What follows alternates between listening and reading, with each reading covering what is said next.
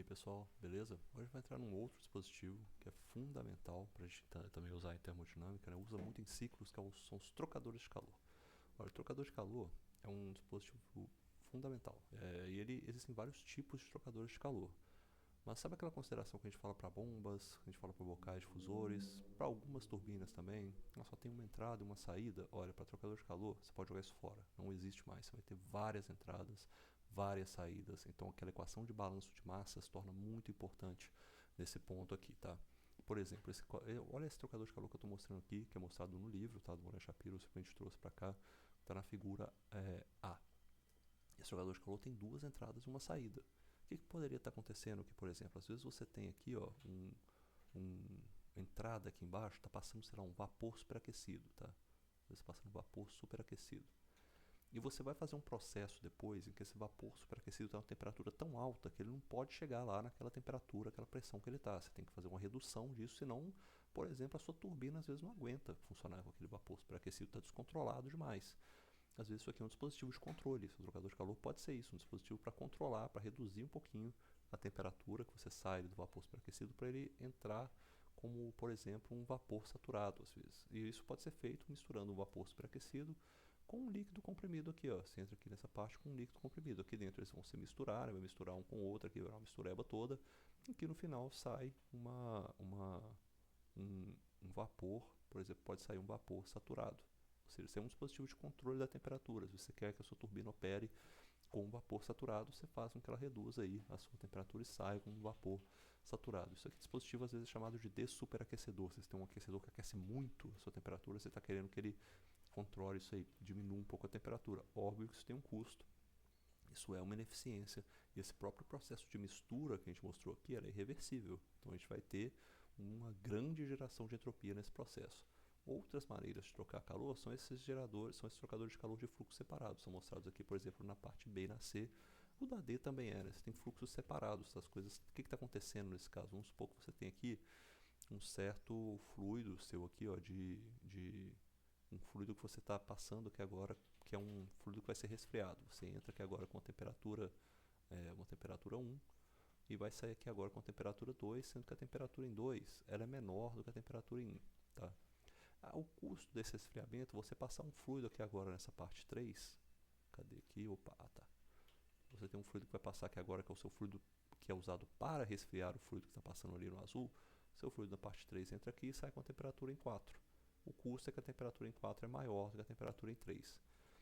O que acontece nesse caso? O seu fluido que está passando por azul, ele é resfriado, porque tem algo que passa em 3 e 4 que não entra em contato com ele, são dois fluxos separados, que vai receber esse calor, vai receber essa energia do fluido que está passando pela tubulação azul.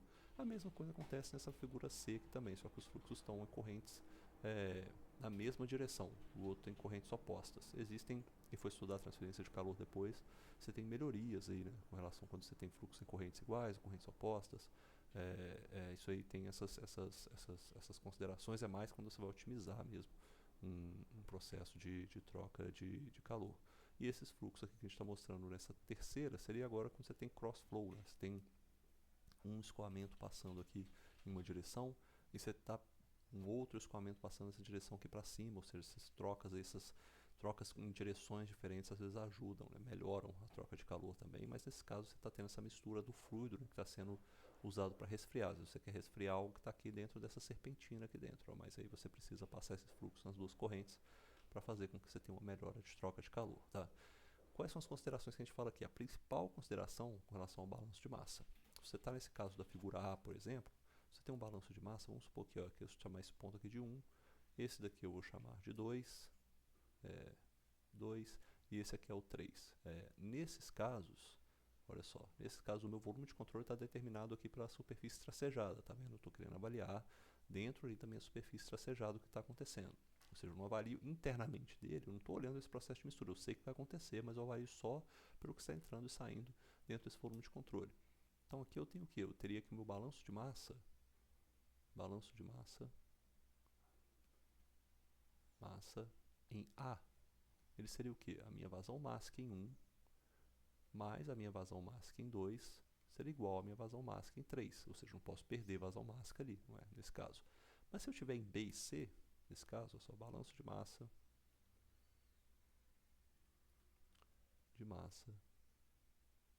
para B e C. O que eu tenho nesse caso? Olha, eu poderia determinar aqui agora, né? Eu já nomeei, né? 1, 2, 3 e 4. Eu não posso, eu poderia considerar, porque eu tenho meu volume de controle aqui, o seguinte, né? A superfície tracejada engloba os dois fluxos, né? Eu posso sim considerar que a minha vazão mássica em 1 mais a minha vazão mássica, ali no caso, em 3, que está aqui em cima, ó, que é a vazão mássica que está entrando, tá vendo? Dentro do meu volume de controle entra a vazão mássica em 1 e a vazão mássica em 3. É igual a minha vazão mássica em 2 mais a vazão mássica em 4, tá certo? Isso é a análise de volume de controle, mas eu sei que internamente eu tenho informações do meu trocador de calor. Internamente eu sei que as vazões mássicas que fluem por 1 e 2 são diferentes das que fluem por 3 e 4. Então eu posso fazer essa análise, dizer que a minha vazão mássica em 1 é igual à vazão mássica em 2 e a vazão mássica em 3 é igual à vazão mássica em 4. Tá? Isso daqui ó, é quando eu tenho o balanço de massa em trocadores de calor com fluxos separados, beleza? Aí eu tenho isso aqui. E isso aqui é quando eu tenho fluxos misturados. A gente chama isso aqui também de trocador de calor de canal aberto, né? Você tudo ali se mistura. Trocador de calor com fluxos misturados. Aqui, ó, trocador de calor com fluxos misturados, tá? Esse tipo de trocador de calor, ele é usado, tem mais perdas, né? mais ineficiências do que esse trocador de calor que a gente vê em B e C, ou até o trocador de calor que a gente vê em D também. Mas nem sempre é possível fazer esse tipo de troca de calor, tá? Aplicações tem várias, eu dou esse exemplo aí da aplicação da manta térmica, que também é dado no livro de Moran Shapiro, mas eu gosto de trazer esse aqui, ó, que ele é industrial. A gente vê isso aqui é um trocador de calor gigante, né? E você vê que, olha só a quantidade de entradas que eu tenho aqui de um fluxo, né? Um fluido que está ali, que nesse caso pode ser o fluido de resfriamento, que a gente está passando um fluido que vai ser usado para resfriar algo que está dentro dessa caixona aí, dentro desse tanque. Às vezes você quer condensar, né? Você está passando um fluido ali para ele vai condensar o vapor que está ali dentro dessa caixa e virar líquido novamente. Então você passa essa troca de calor, pingou aqui um WhatsApp aqui para mim, você passa essa troca de calor de maneira que vai condensar o líquido que está entrando através desses tubinhos, ele vai sair do outro lado mais aquecido, mas o objetivo dele é fazer com que o vapor que está ali dentro dessa câmara se torne líquido saturado, se torne líquido comprimido. Então você tem esse processo que é utilizado para isso aí, como eu estou falando, né? E olha a quantidade de tubinhos que você tem vários tubinhos passando isso aí. O custo dessa análise, normalmente, a gente fala que é meio que uma inversão, sabe? Você quer resfriar, você quer fazer com que algum fluido varie muito a sua temperatura, às vezes você tem uma quantidade, uma vazão máxima daquele fluido que é pequena, tá? Mas você quer fazer com que ele varie muito a sua temperatura. O custo disso vai ser você passar um outro fluido, que não vai variar quase nada a sua temperatura, mas ele vai ter uma vazão máxima muito maior, entendeu? É meio que um balanço das coisas, um balanço invertido das informações. A gente vê isso nas soluções do balanço de energia. Esses trocadores de calor, quando você tem esses tubinhos, você tem fluxo passando ao redor deles, esse é um problema muito interessante de engenharia, que gera essas figuras bonitas aqui, ó, de fluxo passando ao redor desses tubinhos com uma certa temperatura. Modelagem de trocadores de calor é uma coisa linda, tá? Quem gosta de mexer com isso daí, geram figuras muito legais. Só dou esse exemplo, normalmente eu falo isso com mais detalhe em aula. Modelagem de trocadores de calor. Olha, vamos pensar o seguinte, isso aqui a gente tem agora, tem que abrir a mente, tá? A gente tem que pensar o seguinte, a modelagem tem regime permanente, eu tenho todos esses termos aqui agora, só que agora eu vou ter um monte de entradas, sabe? Pode ser com certeza mais do que uma, duas, pelo menos três. Tenho que ter pelo menos 3 passagens aí para eu ter um modelo de troca de calor. Tá, vamos considerar isso daí. Tudo bem, tá considerado. A não ser que você tenha um mecanismo que vai jogar calor. Eu sei que você tem esse termo aqui, ó. Tem um mecanismo que está jogando calor. Aí você tem a troca de calor acontecendo, que algo está jogando calor e o fluido você pode ter uma entrada e uma saída só, mas normalmente vai ter várias entradas, normalmente a gente vai ter várias saídas também, tá? O trocador de calor não tem nenhum objetivo, a gente não pensa em um objetivo do trocador de calor para ele ficar variando propriedades como velocidade, como energia potencial. É muito raro você ter isso, mas você pode ter que considerar. Mas em simplificações a gente fala que isso aqui, ó, os termos de energia cinética e energia potencial não são do interesse do trocador de calor. Se você tiver alguma variação, é não ideal, é coisa que não deveria estar acontecendo. Você tem que controlar isso aí. Inclusive no trocador de calor, o objetivo é que você não varie nem a pressão. Tá? O objetivo do trocador de calor é que a pressão, é ideal que a pressão não seja variada. Você tem uma troca de calor a pressão constante. Ó, Maravilha, isso aí quando acontece, ótimo, você tem um trocador de calor excelente. Nem sempre é possível também, às vezes varia um pouco e a gente considera isso também nas modelagens. Mas aqui nos termos nos outros termos que restaram, por exemplo, restou trabalho. O trocador de calor não gera trabalho, não tem objetivo de gerar trabalho, ele vai só ocasionar uma mudança das propriedades do fluido, tá? Então esse termo aqui vai para fora. Então no momento a gente fica com esses três termos aqui, ó. O termo de troca de calor e o termo que avalia as vazões mássicas que entram carregando uma certa energia na forma de entalpia, as vazões mássicas que saem carregando uma certa energia na forma de entalpia para fora. Isso daqui seria então, vou até escrever isso aqui, né? Vou botar aqui embaixo. A gente tem esses termos aqui, ó, esse termo aqui é a transferência de energia para fora do meu sistema na forma de entalpia, a transferência de energia para dentro do meu volume de controle na forma de entalpia, e a gente sobrou também com o termo da troca de calor, né? Então eu estou pensando aqui no trocador de calor, que vai ter essa troca de calor. O trocador de calor tem que ter troca de calor, não tem? Então, mas não necessariamente. Calor transferido, e o calor que é transferido, vamos falar sobre ele aí. Quando a gente fala no trocador de calor, seja esse exemplo lá de cima, né, que a gente tinha uma caixa, vou até desenhar ele aqui também, quer ver?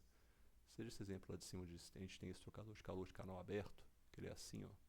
E aí você tem uma entrada aqui, tem outra entrada aqui e tem uma saída. Ou seja, você tem uma ponto 1, 2, 3, seja esse tipo de trocador de calor, seja o trocador de calor que é de correntes separadas, que ele fica dessa forma aqui, ó. Vou botar uma linha aqui separando ele também. Ó, você tem esse trocador de calor de correntes separadas. E aí você tem o que? Você tem uma entrada de um fluxo aqui, esse fluxo sai por aqui, tem uma outra entrada aqui, esse fluxo sai por aqui. Ou seja, isso aqui seria 1, 2, 3, não vou botar assim, 3 e 4.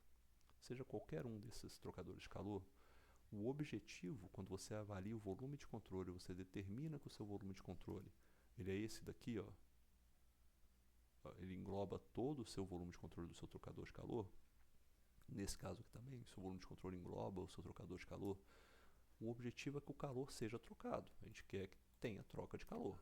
Mas a troca de calor, ela ocorre aqui, ó, ela ocorre internamente. Você vai ter aqui um processo de troca de calor, certo? E aqui você vai ter, se for um aquecimento ou resfriamento do fluido, ou você vai ter troca de calor para cá, nesse sentido, ou você vai ter troca de calor para baixo, aqui você vai, depende de como você está planejando o seu sistema. Então ali você tem mecanismos de troca de calor, mas não é o objetivo do trocador de calor trocar calor para fora.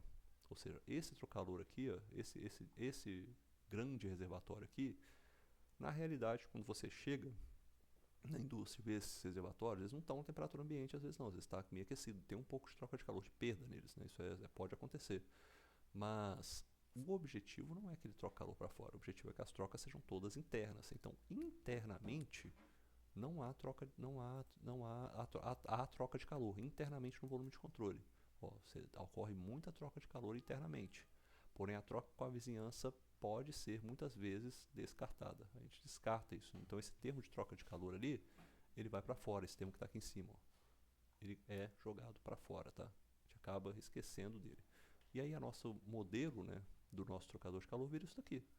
Vira essa formulação aí, ó, somatório de todas as massas que entram, somatório de toda transferência de energia acompanhando a vazão mássica entrando no meu volume de controle é igual ao somatório de toda a transferência de energia na forma de entalpia que sai do meu volume de controle acompanhando a vazão mássica. Se a gente pensar nesse problema que a gente acabou de desenhar ali, vou pegar um desses exemplos aqui, ó. Vou pegar um desses exemplos aqui, que seria o exemplo, por exemplo, do trocador de calor, quando a gente tem fluxos separados, tá? Esse aqui é o mais... Nossa, tá ficando meio ruim aqui porque não está alinhando, mas tá bom, vai ficar aí. Aí eu tenho o que nesse caso aqui? Ó? Eu tenho um fluxo aqui que sai para cá. Eu tenho... ficou ruim ele também, ficou alinhado. Sai para cá. Eu tenho outro fluxo que entra aqui e ele sai aqui. Beleza. Tenho esses dois fluxos aí, tá? Como que eu vou pensar esse modelo aqui se eu tiver, por exemplo, se eu pensar, por exemplo, eu tenho aqui, ó, 1, 2, 3 e 4. Cada um vai ter o seu par, né, de vazão mássica e entalpia. Como é que ficaria esse balanço aí? Eu tenho que pensar o seguinte, o que está entrando no meu volume de controle? Meu volume de controle, ele é determinado aqui, ó. Eu determinei o meu volume de controle é esse daqui, tá? Como é que fica essa equação? Deixa eu tirar esse alinhamento aqui que às vezes ele atrapalha. Como é que fica essa equação aí que eu penso para esse trocador de calor de volumes separados, de fluxos separados? Eu vou fazer o seguinte, a minha vazão máxima que está entrando no meu domínio é essa aqui, ó, vazão máxima em 1 vezes a entalpia em 1, mais, ó, 3 aqui também, ó, vazão máxima em 3 vezes a entalpia em 3. É igual ao que está saindo, que é a vazão máxima em 2 vezes a entalpia em 2, mais a vazão máxima em 4 vezes a entalpia em 4. Qual que é a consideração disso daí? Que eu tenho que me lembrar pelo balanço de massa. O meu balanço de massa, ele informa isso daqui, que a gente sabe por construção, que a vazão máxima em 1 é igual à vazão máxima em 2 e a vazão máxima em 3 é igual à vazão máxima em 4, certo? Ou seja, eu posso igualar esses termos aqui, ó, minha vazão máxima em 1 com minha vazão máxima em 2 e a vazão máxima, opa, perdão, aqui é 3, né? Aqui é 3, eu estou lendo errado. E eu posso igualar então a minha vazão máxima em 1 com a minha vazão máxima em 2, certo? E a minha vazão máxima em 3 com a minha vazão máxima em 4. Eu posso juntar esses termos aí.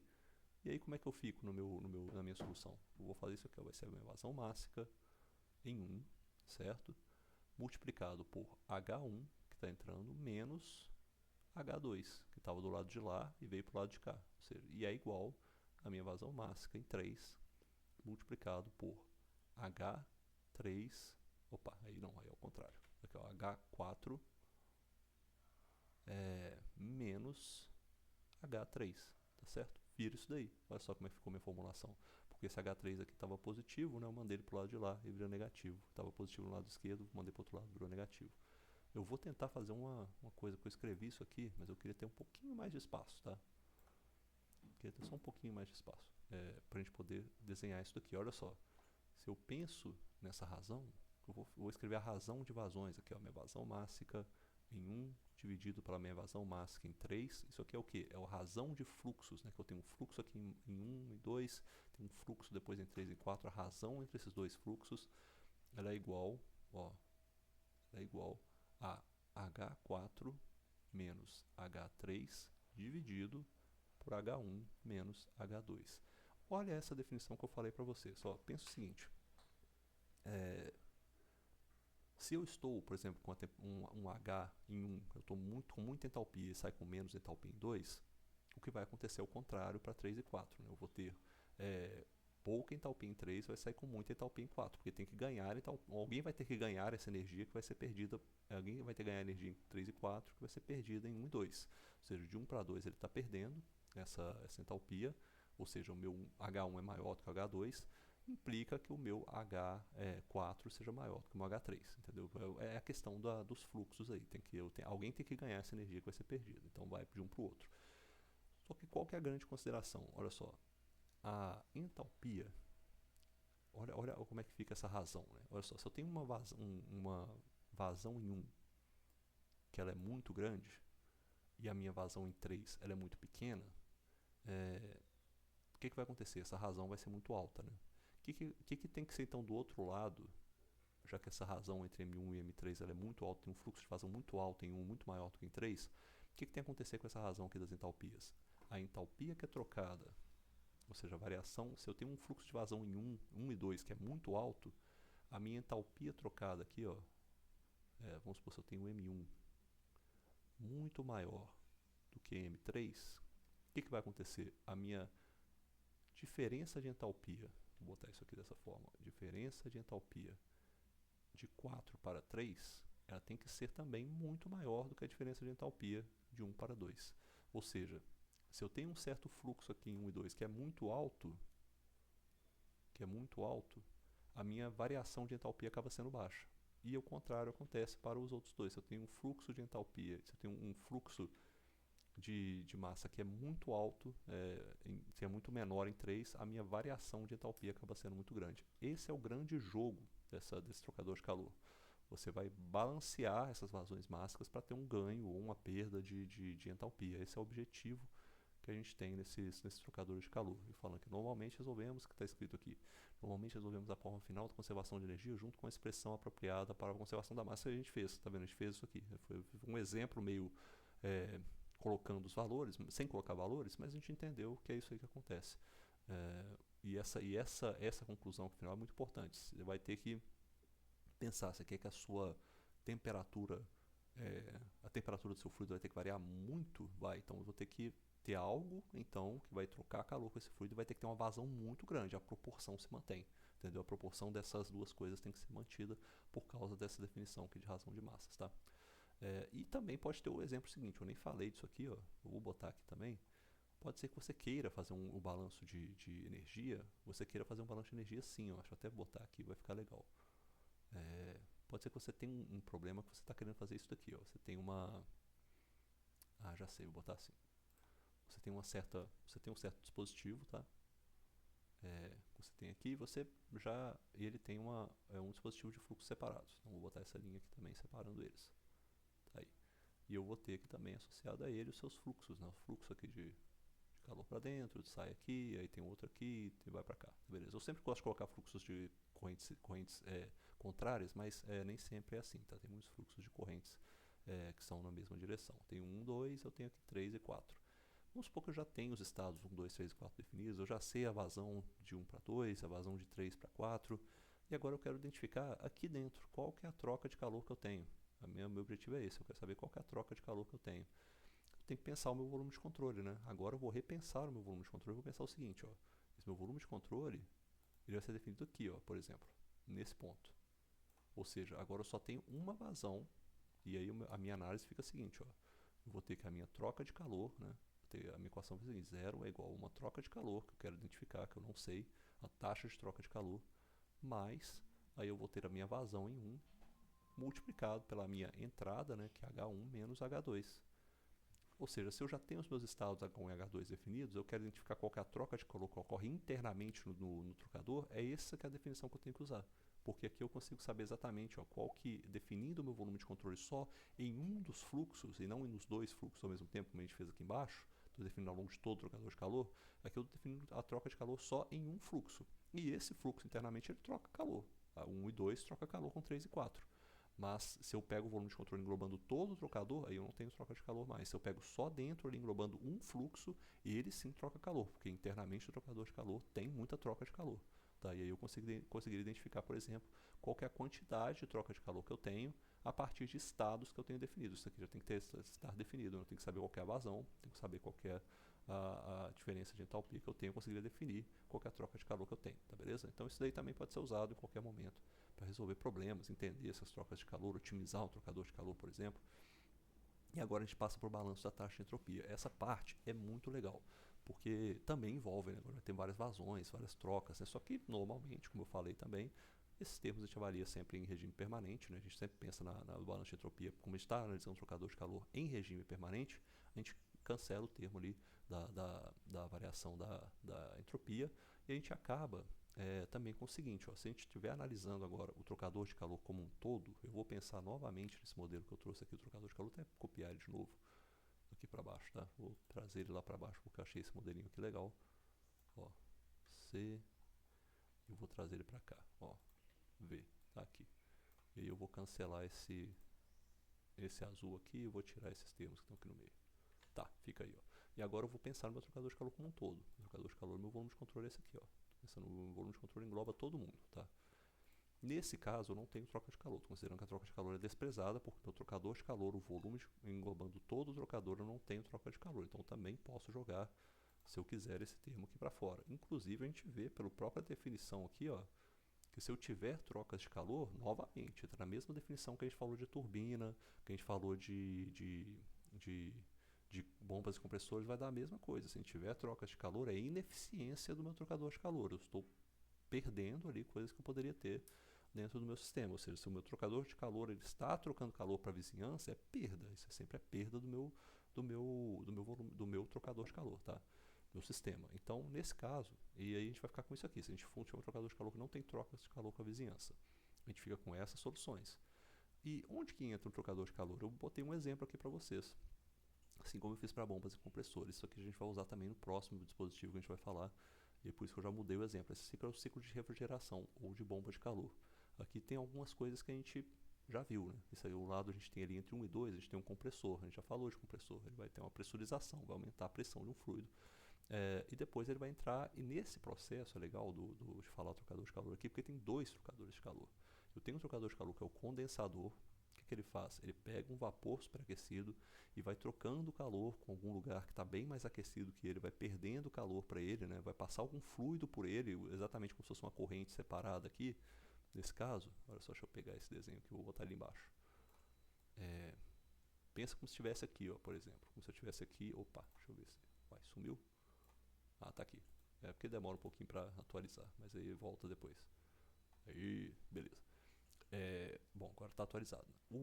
Pensa que esse trocador de calor, esse condensador, pode ser o seguinte: ele está aqui passando, por exemplo, o que é verde, né, o que é o fluido mesmo de trabalho, pode estar passando, por exemplo, por aqui, ó, por esse fluxo aqui, está passando nessa região. E por fora dele tem algum fluxo de alguma coisa mais quente, um ar mais quente que ele vai jogar, vai passar por ele ali para fora. E esse ar mais quente vai pegar esse calor, vai jogar ele para fora e daí já está fora do meu sistema. Ou seja, essa parte aqui do 3 e 4 onde ele estaria jogando calor aqui para fora, ó, ele joga calor aqui, é justamente a parte onde ele vai condensar. Ele vai perdendo calor entre 3 e 4, se eu considerar aqui nesse... Pensa que eu confundi os números aqui um pouco, né? Porque eu estou nesse processo aqui, está dentro desse condensador. Mas aqui está passando o meu fluido que está ali entre 2 e 3 no meu gráfico, tá? E por fora eu tenho um outro fluido que está aquecido que vai pegar esse calor e vai jogar para ele, vai jogar esse calor lá para esse fluido, e à medida que esse calor vai sendo trocado com esse fluido, o meu líquido que passa entre 3 e 4 dentro do trocador de calor se condensa até virar um líquido saturado aqui no meu ciclo na parte 3, tá bom? Depois que ele chega como um líquido saturado, ele entra em um outro processo com a válvula que vai expandir esse fluido, né, uma válvula de expansão, e aí ele entra em outro trocador de calor. Esse trocador de calor é um trocador de calor que agora ele é usado, por exemplo, a gente conhece muito na geladeira, no ar-condicionado, né? É justamente o que vai acontecer agora, ocorre o contrário do que aconteceu no condensador. O nosso fluido de trabalho agora, ele está aqui, ó. O nosso fluido de trabalho dentro do condensador, ele está nessa região aqui, ó. Está passando um fluido de trabalho, deixa eu dar um arrow aqui, está passando um fluido de trabalho aqui, por exemplo, e aí o que está acontecendo dentro desse evaporador? Tem algo que está perdendo calor jogando aqui para dentro, ó. No caso de um ar-condicionado, por exemplo, esse algo é o ar que a gente está na sala, por exemplo, com o ar-condicionado. O ar que a gente está na sala ali agora está numa temperatura que ela é uma temperatura que...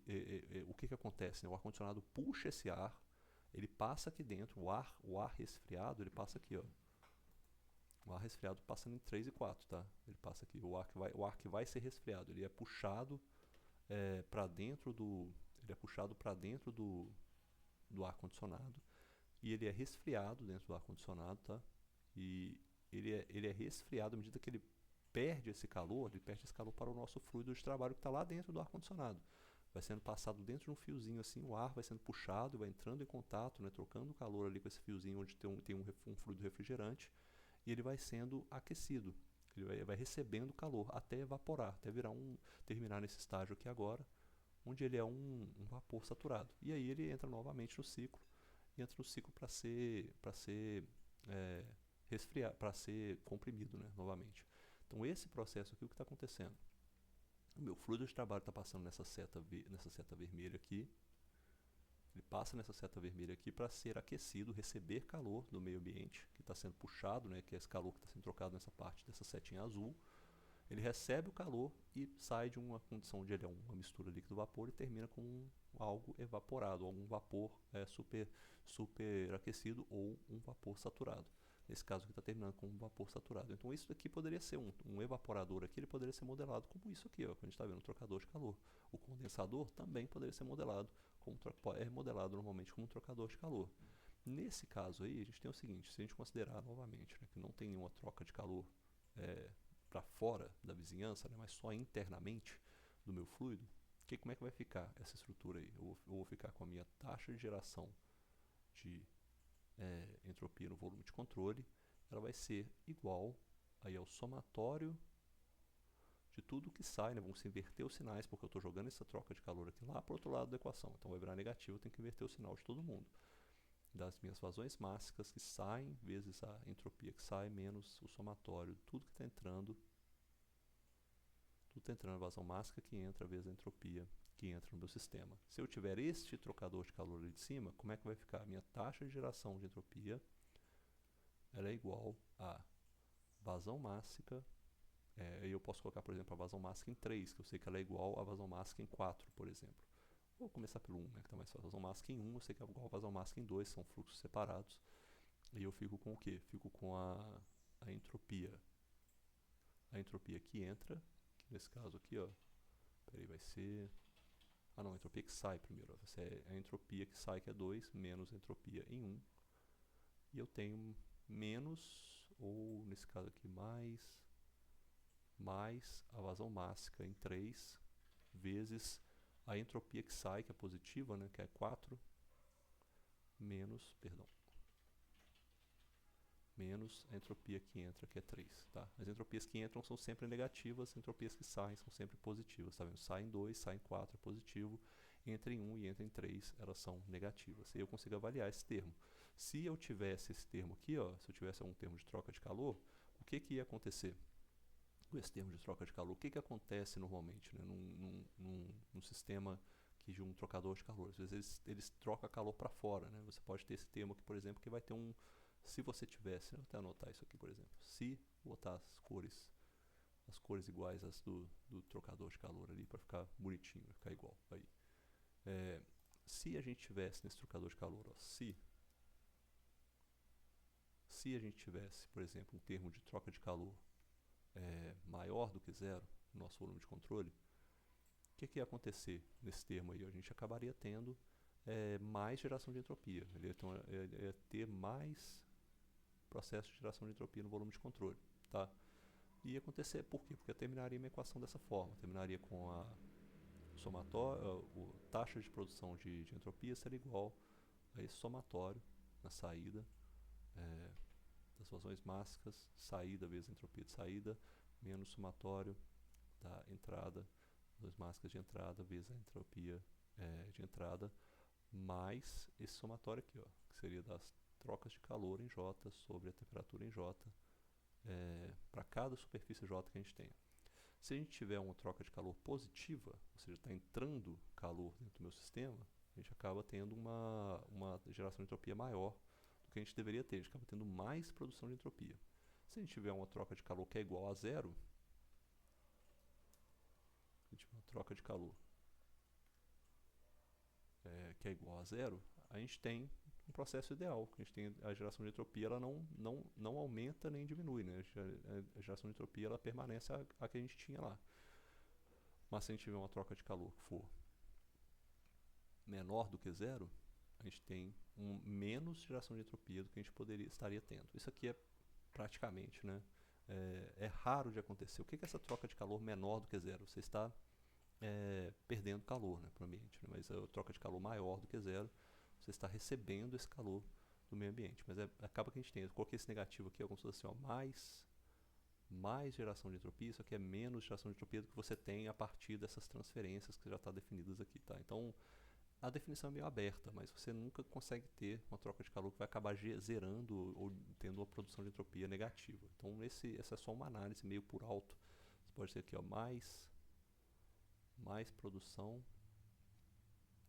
ou menos produção, mas nunca aqui, ó, vou botar nunca tem sigma do VC vai ser menor do que zero. É impossível você ter essa taxa de produção de entropia que ser menor do que zero. Nunca vai chegar nesse nível não. Tá?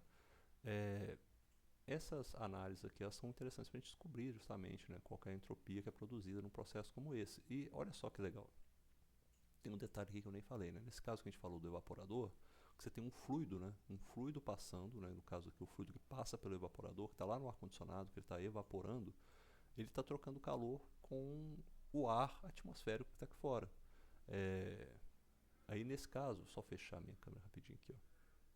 Aí nesse caso que ele está trocando esse calor com o ar atmosférico, ele pode ter a condição de que você vai avaliar essas variações de entropia de maneiras diferentes. Como é que seria, por exemplo, se você tiver nesse fluxo aqui que está em 1 agora, se eu estou pensando no meu evaporador, O fluxo em 1 e 2 é um fluxo de um fluido no líquido, né? Um líquido que é o meu líquido refrigerante. Ou seja, essa troca de entropia aqui ela é variada a partir de tabelas. A gente vai lá nas tabelas do fluido, né? Nas tabelas do fluido, naquela condição que ele está ali de líquido, mistura líquido-vapor, até ele virar líquido saturado ou vapor, até ele virar vapor saturado ou vapor superaquecido, a gente vai pegar essa variação de entropia. Mas a parte do 4 e 3, que seria no caso a parte onde teria o ar passando, o ar atmosférico está sendo puxado para dentro do ar-condicionado, essa parte do 4 e 3 aqui pode ser um gás ideal. E aí como é que a gente avalia essa variação de entropia no gás ideal? A gente avaliaria com aquelas equações TDS, tá vendo? A gente passaria a usar uma equação, deixa eu botar aqui por exemplo, vou marcar aqui, ó, como é que seria isso daqui? Ó? Se isso aqui for ar, se isso aqui é ar, e a gente pode considerar como ar frio também, né, porque ele está sendo resfriado a uma temperatura mais baixa, a gente pode usar aquela consideração de CP e CV constantes. Né? Então a gente tem essa variação de entropia é igual ao que? A CP vezes o Ln de T, aí seria T4 sobre T3, menos R Ln de T de P3, aqui é P4 sobre P3, tá vendo? Tirei da cabeça, só para lembrar, se isso aqui for um ar frio, a gente usa essa condição, ó. A gente usa essa condição aqui. A gente pode usar essa equação para avaliar a variação de entropia. E nessa aqui de cima, a gente usa dados de... Olha só, se isso aqui for líquido, né? For um líquido, um refrigerante, por exemplo, que não é gás ideal, a gente vai pegar dados, por exemplo, de tabela. Ou seja, tem que saber separar as coisas na hora que avalia um trocador de calor. Tem muitos detalhes aí para se analisar um trocador de calor, tá? Não pode sair assim jogando massa de um igual a massa de outro, senão tá tudo errado. Ou avaliar a entropia de um do jeito de outro, tem que pensar qual que é o fluido que está passando. É um refrigerante, ele está mudando de fase, está chegando ali de uma mistura líquido-vapor, um vapor saturado, valor de tabela daquele fluido, daquela substância. Agora o que está passando é o ar, por exemplo, aí outra substância, a vazão dela é definida de outra forma. Eu posso usar o PVRT para achar a vazão máxima, por exemplo, achar os volumes específicos.